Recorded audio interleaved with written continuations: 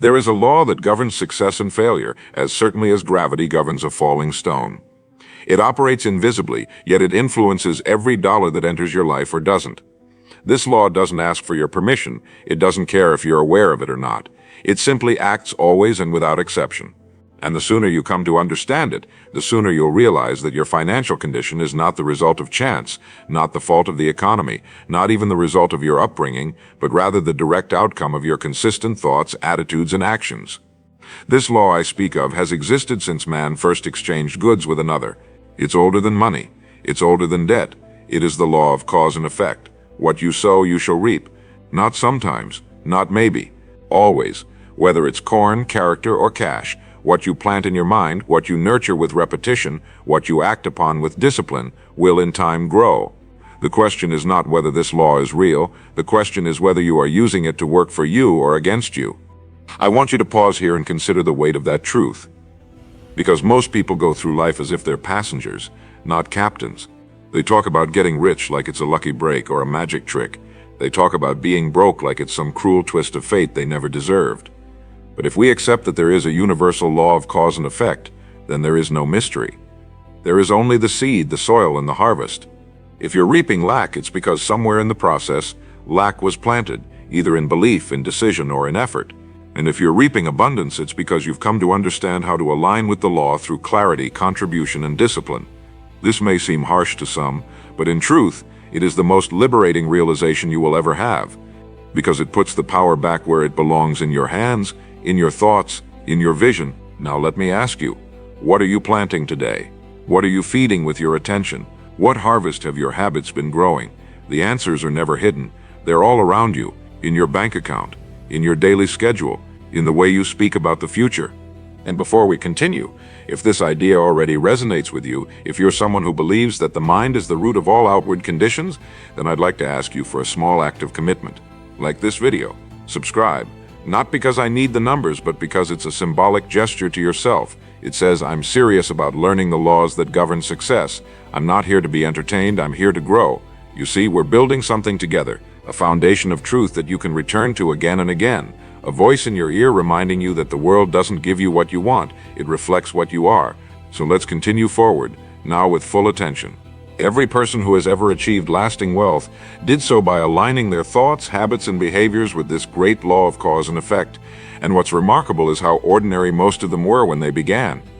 No silver spoon, no special access, no guarantee.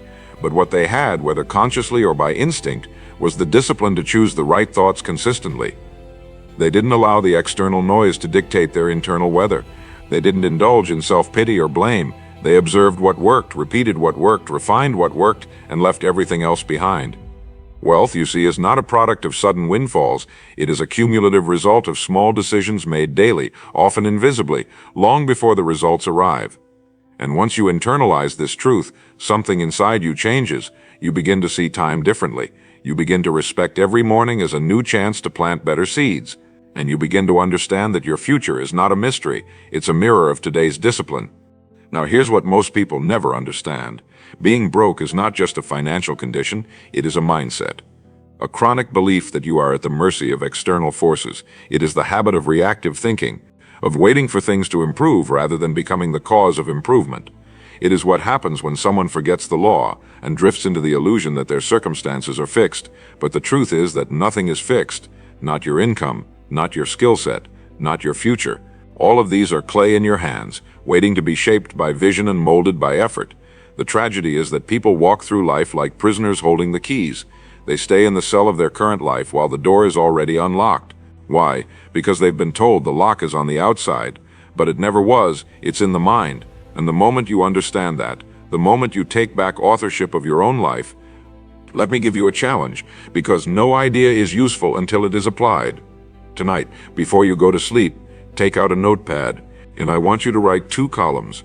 On the left, list 5 recurring thoughts you've had about money over the past week. Not goals, not affirmations. Thoughts. Be honest. I never have enough. Money is stressful. I hope the bills don't pile up.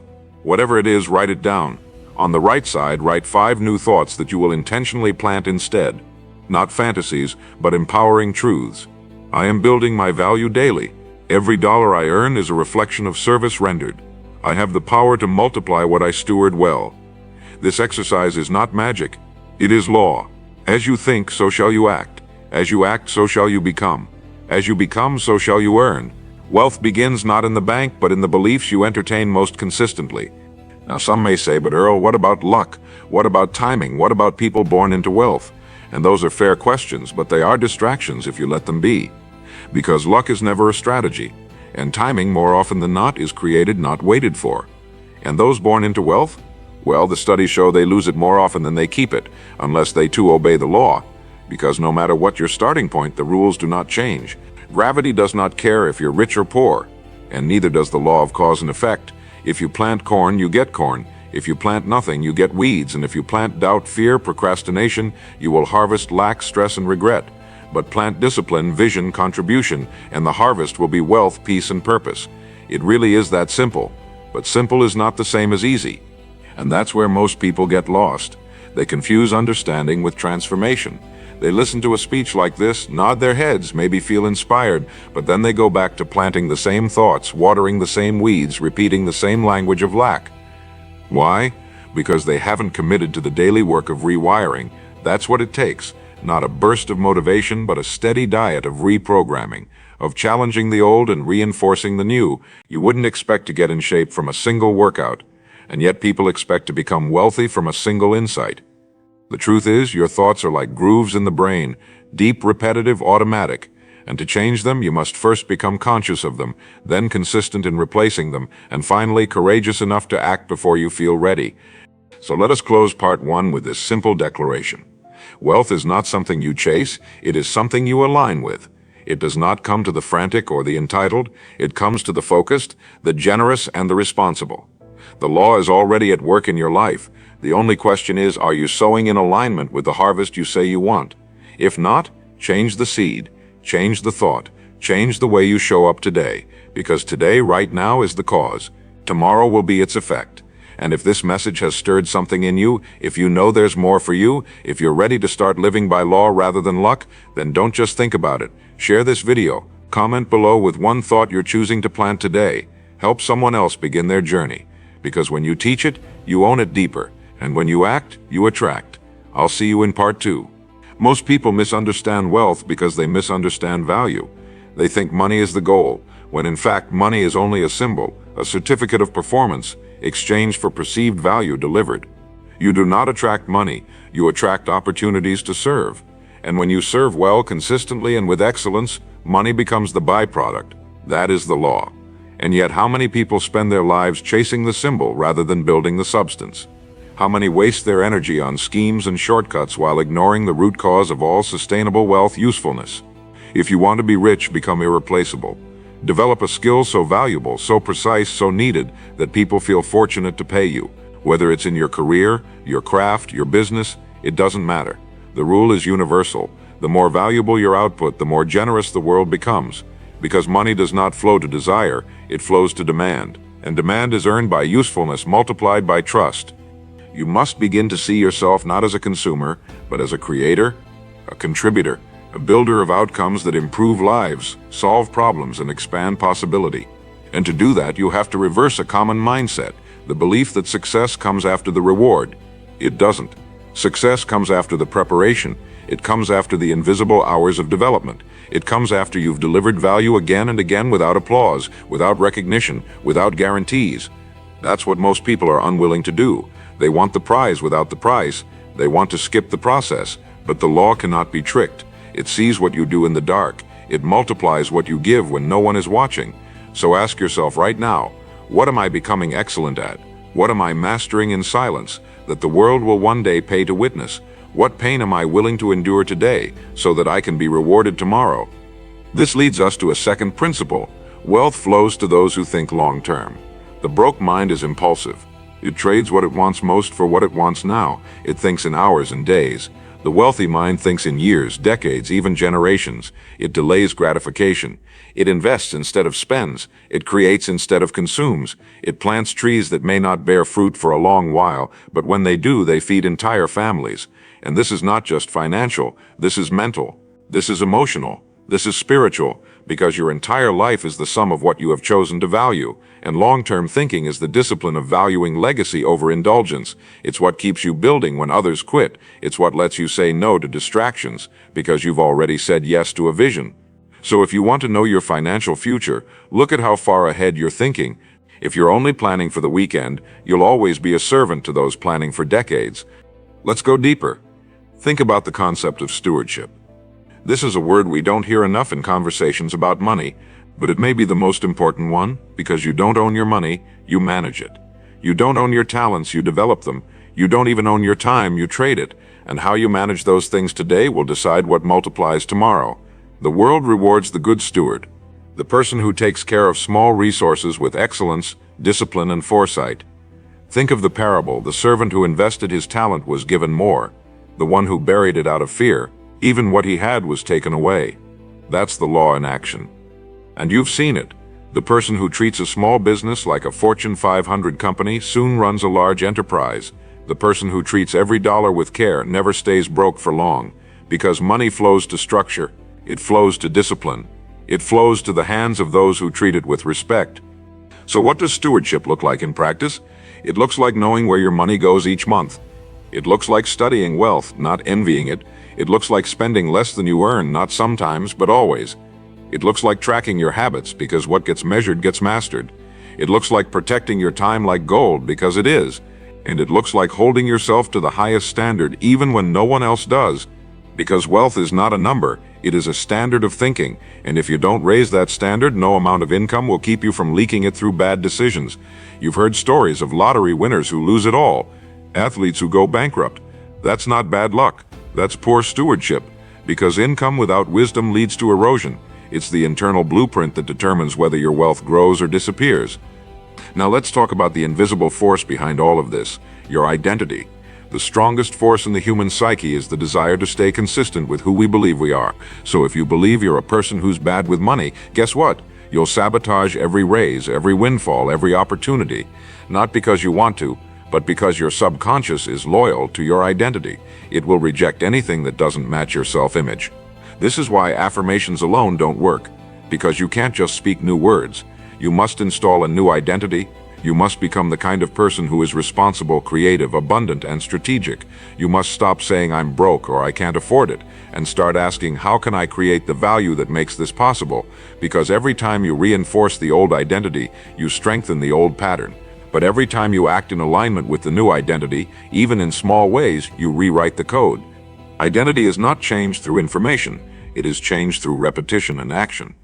So if you want to become a wealth builder, start with your behaviors. Wake up earlier, read daily, track your progress, speak with precision, eliminate waste, hang around people who stretch your thinking. These are not random tips, they are identity-building habits. Every time you act like the person you want to become, you teach your brain a new standard. You teach your nervous system what normal looks like, and over time that identity becomes automatic. You no longer try to be disciplined, you are disciplined.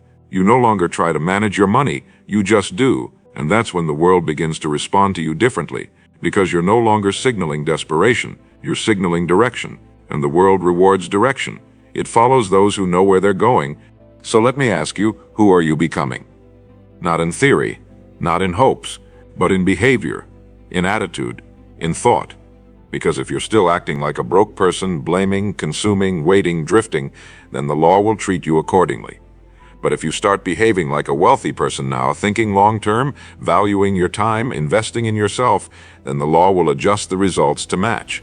It may take time, yes, but time is not your enemy. It is your ally if you use it. The greatest transformations happen not in sudden bursts, but in quiet consistency, brick by brick, decision by decision, alignment by alignment. And that's the greatest news I can give you, because it means you don't need a miracle. You just need to start. Start thinking differently. Start managing differently. Start walking as if you're already the person you wish to become. So as we close part 2, I want to challenge you to make one shift today. Just one. Choose one identity-level behavior you will adopt, starting now. Maybe it's making a budget. Maybe it's reading a book about money. Maybe it's declining an impulsive purchase. Whatever it is, make it real. Make it small enough to do but significant enough to feel. And write it down in the comments. Let the world know you've stepped into a new standard. Because when you declare your decision, you reinforce your identity. And when enough of us do that together, we don't just change our lives, we change the atmosphere. I'll see you in part 3. There is a silent war taking place every single day. A war between two forces within you, the desire for comfort and the call to growth. One whispers, "Take it easy, you've done enough." The other insists, "There is more in you, build it." And the outcome of that war determines not just how much you earn, but how much of your potential you ever touch. Because wealth is not a matter of intelligence, it is not a matter of luck, it is a matter of alignment. And comfort for most people is the very thing keeping them misaligned. They stay in jobs that suffocate their gifts. They avoid hard conversations that would unlock their leadership. They spend what they should be investing, all because comfort feels good temporarily. But understand this, every rich man you admire, every powerful woman you respect, has paid the price of discomfort, not once, not occasionally, but repeatedly. They have sacrificed short-term ease for long-term freedom. And that's what makes the difference. Wealth is forged in the fires of temporary discomfort. Let's put this into perspective. Imagine two people. One chooses to sleep in, spend impulsively, and avoid risk. The other wakes early, invests before spending, and seeks out challenge. Now fast forward 10 years. Who will be in control? Who will have options? Who will live by design rather than default? The answer is obvious. Yet every day people choose path 1 and hope for the rewards of path 2. That's not how the law works. The law responds to behavior, not intention. It multiplies what you do consistently, not what you wish occasionally. And this is where most people go wrong. They believe they'll be wealthy someday. They hope it'll work out eventually. But hope without action is spiritual laziness, and belief without behavior is self-deception. If you truly believe you're meant for wealth, prove it. Not through what you say, but through how you spend your time, your focus, your effort. Because that's the real currency the law accepts. So here's a shift I want you to make today. I want you to begin measuring your actions through the lens of alignment. Ask yourself this question every evening. Did I act today like someone who is building wealth?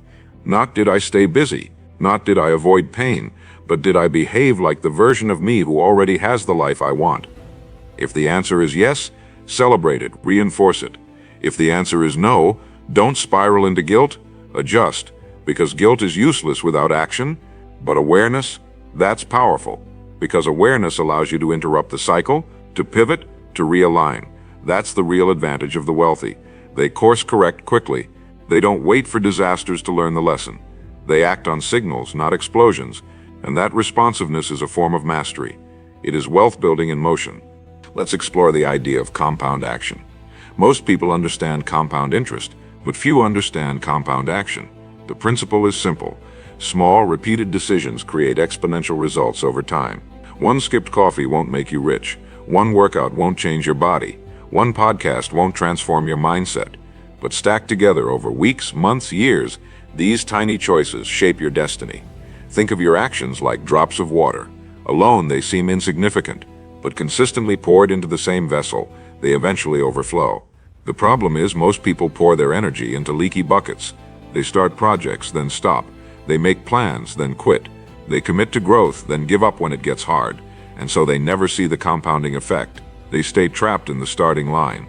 Wealth comes not from giant leaps, but from consistent alignment, even when the results are invisible. And this brings us to discipline. Discipline is not restriction, it is liberation. Because when you become disciplined, you no longer live at the mercy of your moods. You no longer need motivation to act. You act because it's who you are. You've trained your body and mind to follow through, regardless of emotion. And that is the root of power, because emotions fluctuate, motivation fades, but identity is stable. So the wealth builder doesn't ask, "Do I feel like doing it today?" They ask, "What would a wealthy person do in this situation?" Then they act accordingly. Discipline is your internal compass. It is the quiet voice that says, "I don't care how you feel, do what needs to be done." And every time you obey that voice, you strengthen your future. Every time you ignore it, you weaken your edge. Now let's talk about energy. Your energy is a resource more precious than time, because without energy, even an abundance of time becomes useless. Wealthy individuals protect their energy like gold. They don't waste it on gossip. They don't spread it thin across distractions. They channel it, they conserve it, they direct it toward results. So if you want to become wealthy, start treating your energy like a sacred currency. Audit your environment. What drains you? Who distracts you? What habits steal your focus? Then eliminate them. Not slowly, not politely, ruthlessly, because the cost is too high. Every wasted hour, every drained day delays your destiny. You need to be operating at full capacity, not someday, but now, because the world doesn't wait for your potential, it rewards what you deliver. Here's another truth. Wealth does not come to the person who wants it most. It comes to the person who prepares most. Desire is not the differentiator. Preparation is. Study the wealthy and you'll find obsessive preparation behind every win. They read, they train, they strategize, they anticipate, they prepare for the opportunity long before it arrives. And when it does arrive, they seize it with speed and confidence. Meanwhile, the unprepared fumble. They doubt, they hesitate, and the opportunity passes. That's the cost of laziness. That's the price of being out of alignment. So if you want to increase your income, increase your readiness. Get sharper, get faster. Become so prepared that when the door opens, you don't knock, you walk in. So let's bring this together. Comfort is not your friend. It is a seductive lie that delays your evolution. Your habits matter more than your dreams. Your discipline matters more than your emotions. And your preparation matters more than your desire. If you want to build wealth, you must live by these truths not occasionally, but daily. You must make discomfort your ally. You must let consistency become your reputation. You must let discipline become your foundation. Because when you do, wealth will no longer be a mystery. It will be a reflection, a byproduct, a harvest earned through alignment, and the world will begin to treat you like the person you decided to become long before the results ever showed up. So here's your task. Choose one area of comfort that has been holding you back. It might be sleeping in, it might be overspending, it might be avoiding difficult work. Whatever it is, name it. Then commit to replacing it with one habit of alignment. Share it in the comments. Let the world witness your decision. Because every act of public clarity reinforces internal transformation. And if this message hits something real inside you, don't just let it pass. Like it, share it, return to it. And I'll meet you in part 4, where we'll take everything we've built so far and go even deeper into the mechanics of wealth creation. Because the law rewards the serious, it honors the intentional, and it responds to those who act. If you want to understand wealth, you must begin with the root, not the branches, not the fruit, but the root. And the root of all wealth is value. Value is not a trend. It is not a social media metric. It is not a temporary hack. Value is the ability to improve someone's condition. Period. Whether through a product, a service, an idea, a relationship, a skill, value is the exchange of transformation. The bigger the problem you solve, the greater the value you deliver. The more urgent the solution, the more people will pay. And this is why you must stop thinking like an employee, even if you are one. You must stop trading hours for dollars and start thinking in terms of outcomes. Start thinking, how can I make something better, easier, faster, clearer, more effective? Because value is not measured in time, it is measured in impact, and impact begins with awareness. The awareness to see a need, meet it skillfully, and repeat that consistently. Now here's the great secret. Value creation is a skill. It is not talent. It is not inherited. It is trained. You learn to see patterns. You learn to study human behavior. You learn to listen deeper. You begin to notice what people struggle with, what they fear, what they desire, and then you build solutions around those observations. That is entrepreneurship. That is leadership. That is how every great fortune begins, by noticing what others ignore. The problem is most people are so busy chasing income that they never slow down to study what actually creates it. They spend years trying to get rich, instead of spending a few months mastering how to deliver undeniable value. But when you shift your focus from earning to serving, from receiving to solving, from competing to creating, something unlocks. You begin to magnetize success. You begin to earn not just income but influence. And influence is the most powerful currency of all. Let me give you a concrete example. Imagine two people selling the same product. One focuses on making the sale. The other focuses on solving the customer's deeper problem. Same product, different intention. Who builds loyalty? Who earns referrals? Who survives long-term? It's the one who sees beyond the transaction. Because business is not about what you sell, it's about what you solve. It's about trust. It's about experience. It's about elevation. And the same principle applies to you, even if you're not running a business. Whether you're a student, a worker, a creator, a freelancer, your ability to solve problems determines your worth in the marketplace. So ask yourself, what problems do I solve? What pains do I remove? What relief do I provide? If you can't answer those questions, then you haven't yet found your value, and if you haven't found your value, you're at the mercy of those who have. This is where many get discouraged. They say, "But Earl, I don't know what I'm good at. I don't know what value I can provide." And to that I say, value is not discovered in theory. It is discovered in motion. You must begin. You must try. You must experiment. Because clarity follows movement. You don't find your gift by thinking, you find it by doing, and often your greatest value is hiding behind your deepest pain. The thing you struggled with, overcame, and now understand. That's your clue. That's your contribution. That's your message to the world. Because your pain wasn't random, it was a teacher. And if you're willing to share what you've learned, if you're willing to build tools, solutions, or perspectives from that place, then you're already ahead of most. Because you're not just repeating what others say, you're speaking from transformation. And the market always pays for transformation. Now let's take this further. The more scalable your value, the more leverage you gain.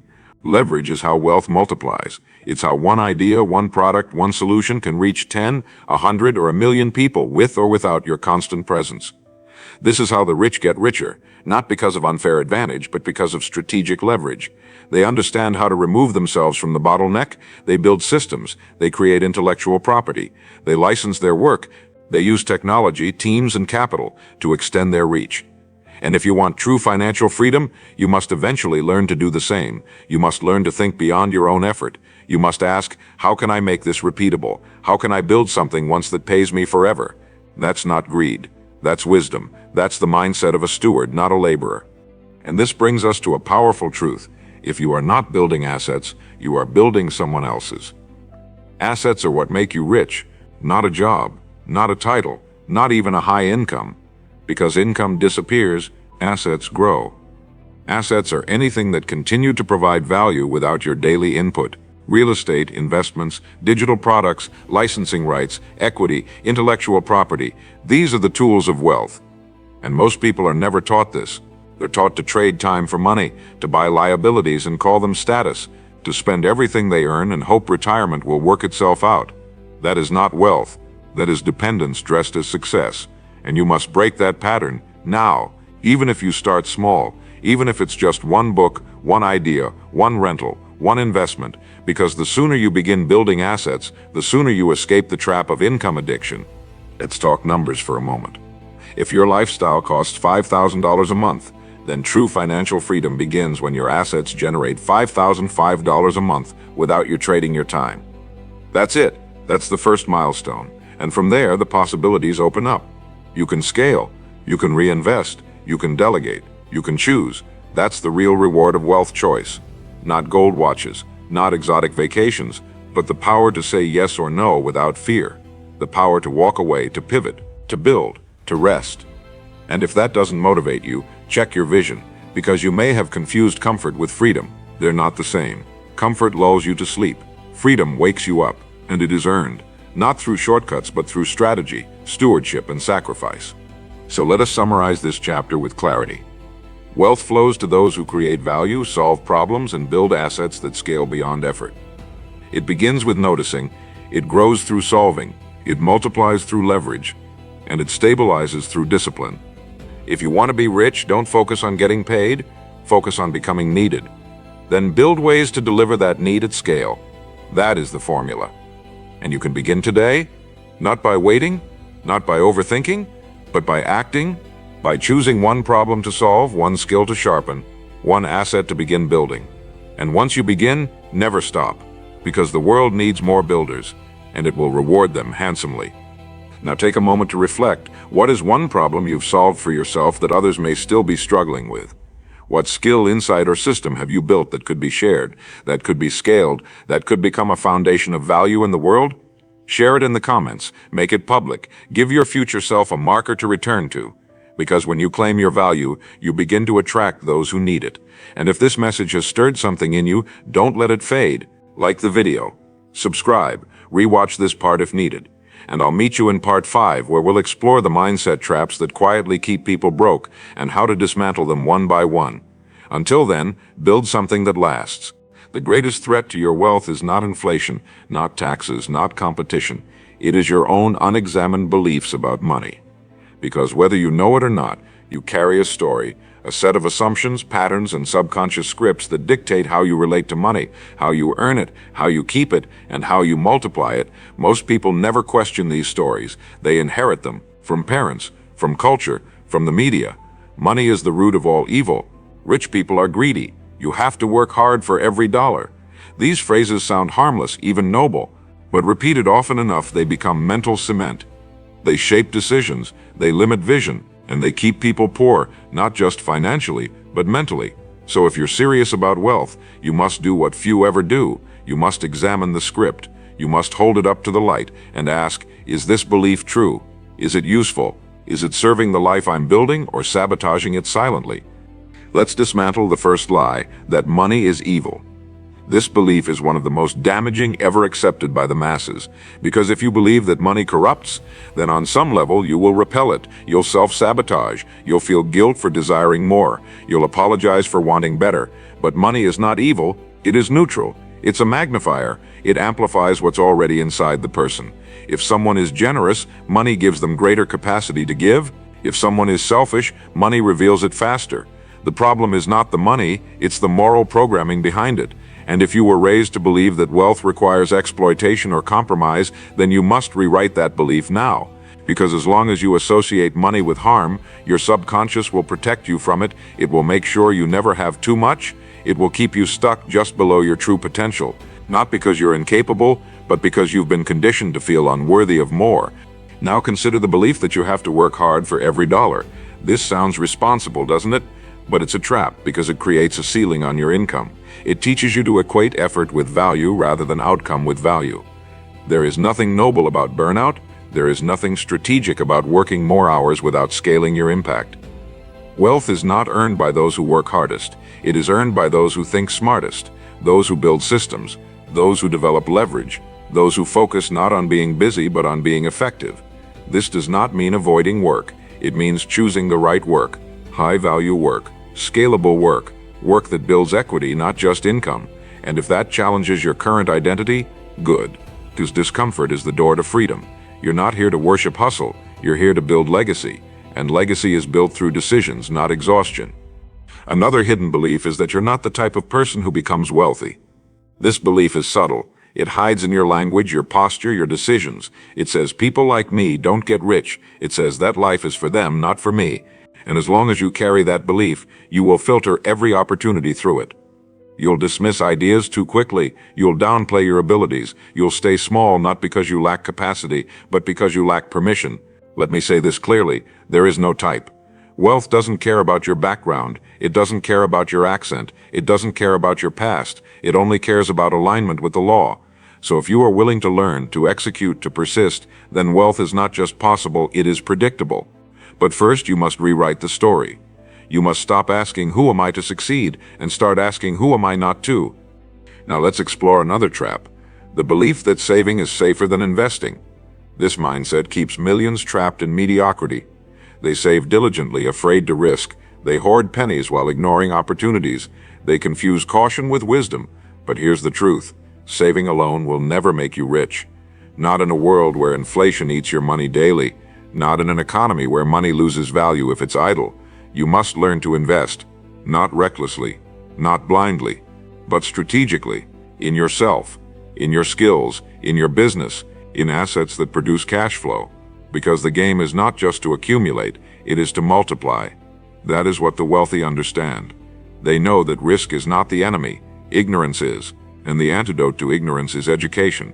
Study the game, understand where your money goes, learn how to make it work for you even while you sleep, because if your money isn't working harder than you, you're not building wealth, you're just delaying stress. Here's another limiting belief. I'll give more once I have more. This one feels noble, but it postpones contribution. It keeps people in scarcity, because generosity is not about quantity, it's about identity. It's about saying I am already someone who adds value. When you give now, even if it's small, you build a rhythm of abundance. You prove to yourself that you are not defined by what you keep, but by what you contribute. And ironically, it's this spirit that opens more doors. The generous are trusted, they are remembered, they are lifted, because the world rewards those who extend beyond themselves. So don't wait to give. Give your insight, give your encouragement, give your time, your clarity, your presence. Give because that's who you are, not because it's convenient, and watch how the law responds. Now let's talk about the belief that money will change you. Many people fear success because they fear who they'll become. They've seen others grow arrogant, distant, disconnected, and they don't want that fate. But money doesn't change you. It reveals you. It frees you to be more of who you already are. If you're insecure, it will show. If you're centered, it will deepen. If you're rooted in truth, it will amplify your reach. So stop fearing change. Instead, build character now. Build humility now. Build wisdom now. So that when the increase comes, and it will, you're already the kind of person who can carry it with grace. This is the mindset of the wealthy, to grow inside before they grow outside, to become the container before they receive the content, and that's the path worth walking. So let us be clear, your current beliefs are either building wealth or blocking it. There is no neutral. Every thought is a vote, every word is a seed, every belief is a blueprint. And the good news is you can change the blueprint.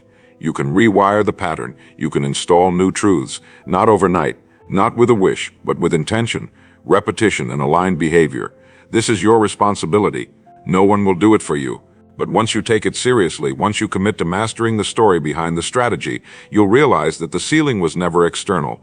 It was always in the mind.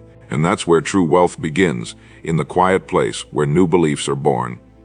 Here is your invitation. Write down 3 beliefs about money that you inherited but never chose. Then beside each one, write the opposite truth. A truth that empowers, a truth that serves, a truth that aligns with who you are becoming.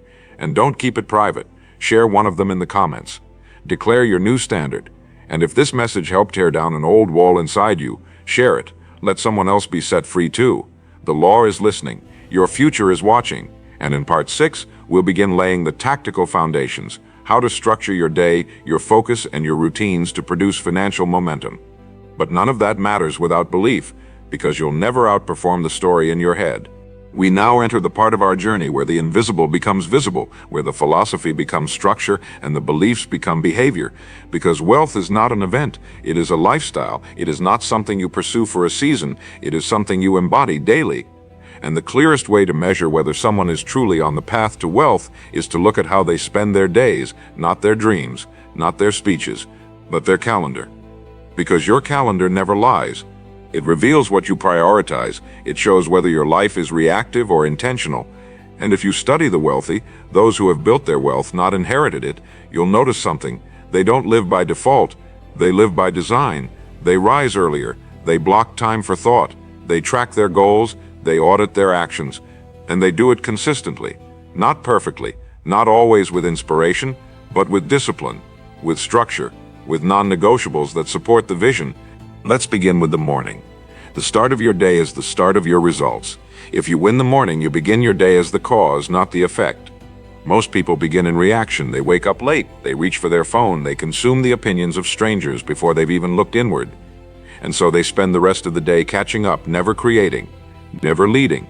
But the wealthy, they use the morning like a sculptor uses his chisel. They carve out silence. They program their mind. They prime their focus.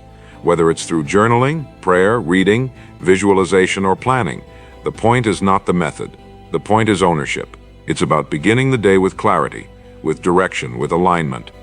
Because when your first hour is intentional, the rest of your day carries that same tone. Chaos on the outside cannot break a man who is centered within. Next, we must look at your inputs. What you consume becomes your expectation. If your daily diet is noise, distraction, negativity, entertainment, don't be surprised when your mind mirrors that confusion. The wealthy guard their inputs like gold.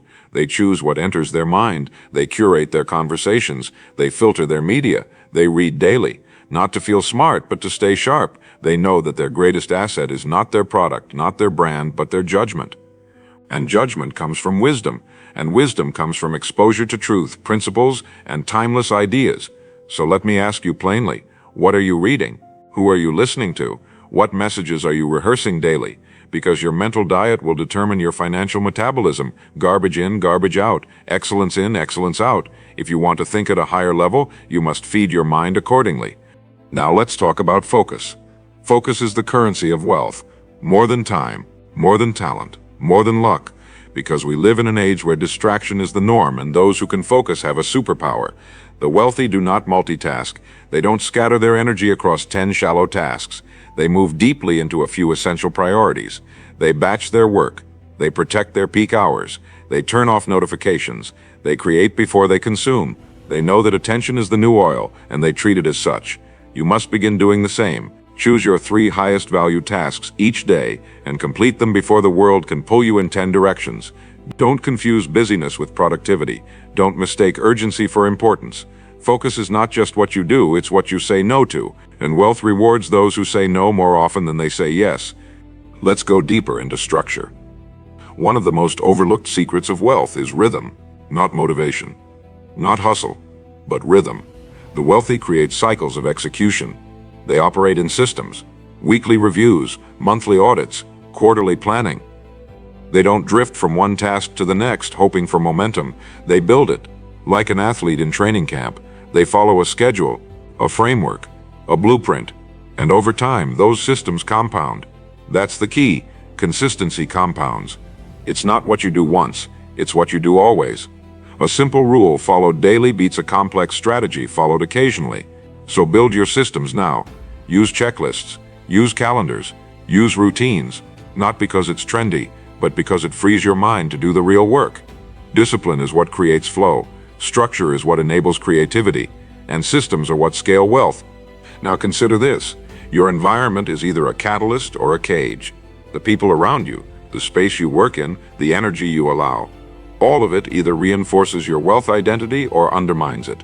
The wealthy curate their environment. They choose proximity carefully. They spend time with builders, thinkers, creators, not victims, not blamers, not energy vampires. Because who you spend time with determines what you normalize, and what you normalize becomes your behavior. So audit your circle. Ask, does this person make me sharper or softer? Do they challenge me or comfort me? Do they believe in discipline or drift? Then adjust accordingly, because no amount of strategy will override the gravitational pull of a toxic environment. And once you optimize your surroundings, momentum becomes easier, progress becomes natural, alignment becomes automatic. Let's now bring in financial structure. Because mindset alone is not enough, you must pair it with mechanics. The wealthy operate with precision. They know where every dollar goes. They have budgets, forecasts, tax plans, they separate accounts. They automate savings, they reinvest strategically. There is nothing accidental about their money. They treat it like a business, even before the business is large, and that is what makes it grow. So take this seriously. Track your income. Track your expenses. Review them weekly. Build a simple dashboard, even if it's just a spreadsheet, because what you measure, you manage, and what you manage, you multiply. This is not restrictive, it's liberating. Clarity brings peace. Direction eliminates fear, and as you bring order to your finances, you build the foundation for wealth to expand upon. One final principle: every decision either affirms your future or betrays it. There are no neutral days. Every choice, no matter how small, is a signal to the law, a signal that says, I am serious, or I am drifting. So start treating your daily choices with reverence. How you eat, how you sleep, what you say, where you go, who you become. Because this isn't just about money, it's about mastery. It's about becoming the kind of person who lives on purpose, not by accident, who builds by principle, not by pressure, who leaves nothing to chance. That is the spirit of wealth, and that is the path we are walking together. So here's your application. Design your perfect day, not your fantasy day, your aligned day. From the moment you wake to the moment you sleep, what would a wealthy, disciplined, focused version of you do? Write it out, then take one step toward that design tomorrow. Just one, because transformation begins with repetition. And if this message helped you realign your systems, share it. Post your new non-negotiable in the comments. Let's build accountability. And in part 7, we'll close this journey with the highest principle of all, the spiritual foundation of wealth. Because money is not the end, it is a tool, and what you do with it reveals who you truly are. At the end of all wealth is one final question: what is it for? You can build the structure, master the mindset, apply the discipline, and multiply the returns, but if you never answer that question, you will still feel hollow. Because money in the end is not the destination, it is the amplifier, the extension, the tool. And without a spiritual foundation, without a deeply personal, clear, and meaningful purpose, money becomes weight instead of wings. It magnifies the fear, the emptiness, the confusion. It exaggerates your existing doubts. But when you anchor wealth to a higher purpose, when you align it to contribution, service, legacy, then and only then does it become freedom. Then it becomes energy. Then it becomes light. And so this final part is not about strategy, it is about soul. Because if your life lacks direction beyond accumulation, you will always drift, no matter how much you earn. Let us begin with a truth that has stood the test of time. You own nothing. You are a steward, not a master. Every dollar, every opportunity, every possession you hold today is a temporary trust. You were given it to manage, not to worship, to multiply, not to hoard. And once you begin to see wealth through the lens of stewardship, everything changes. You stop asking, "How much can I get?" and start asking, "What was I given this for?" You begin to realize that real wealth is not just measured in net worth, but in usefulness, in alignment, in the impact your resources allow you to make. The world does not remember the richest, it remembers the most valuable. And if you want to build something that outlives you, something that echoes long after you're gone, then you must first ask, what legacy am I here to build? Whose lives will be better because I existed? This is where contribution enters. Contribution is the spiritual signature of wealth. It is the imprint you leave, the ripple you create, and it starts long before you have enough. It starts when you give from belief, not surplus. When you serve because it's who you are, not because it looks good. Some people wait until they're millionaires to start giving, but by then they've trained their identity around keeping, and generosity becomes foreign. But those who practice contribution from the start, they build an identity around overflow, around value, around trust, and the law rewards them accordingly. The generous attract more, not because the universe is mystical, but because people trust the generous. They want to work with them, buy from them, follow them, help them, because contribution creates connection, and connection is the bridge between value and opportunity. Let's now talk about gratitude, not as an emotion, but as a practice. Gratitude is the energetic state of wealth, because it shifts your attention from lack to sufficiency, from fear to trust, from chasing to receiving. The wealthy do not just accumulate, they appreciate. They look for lessons. They find blessings in the challenge. They stay grounded in what is working while building what could be. This is not passive acceptance, it is active alignment. Gratitude doesn't mean you settle, it means you build from wholeness, not desperation. And when you pair gratitude with vision, when you thank the present while pursuing the future, you create the highest vibrational state for wealth to grow, because the mind becomes clear, the spirit becomes strong, and the actions become effortless. And yet there is something deeper still. Beyond goals, beyond systems, there is calling. A sense that your life is not random, that your gifts were given on purpose, that your experiences were preparation. And when you begin to operate from calling, your work becomes sacred. You stop comparing, you stop rushing, you stop seeking approval. Because now every action flows from alignment. Every decision is filtered through purpose. You no longer build wealth just to escape poverty. You build wealth to express destiny, to fund the mission, to expand the reach, to say yes to the divine assignment placed on your life. And that kind of wealth is unstoppable, because it's no longer about ego, it's about service, it's about obedience, and obedience always unlocks provision. There is no conflict between wealth and spirituality, only between ego and surrender. You are not more holy because you are broke, nor are you more powerful because you are rich. You are powerful when you are aligned, when your heart is clear, your motives are pure, and your work becomes an offering. That is where peace lives. That is where fulfillment begins. And that is where wealth, true wealth, becomes inevitable, because now you're not just following strategies. You're following a code. You're no longer reacting to the world. You're responding to a higher standard. And everything, your money, your influence, your energy, falls into place behind that clarity. So what is your wealth for? Is it to restore your family line? Is it to fund missions, movements, and messages that matter? Is it to create art that heals? Is it to free others from suffering? To give your children a foundation you never had?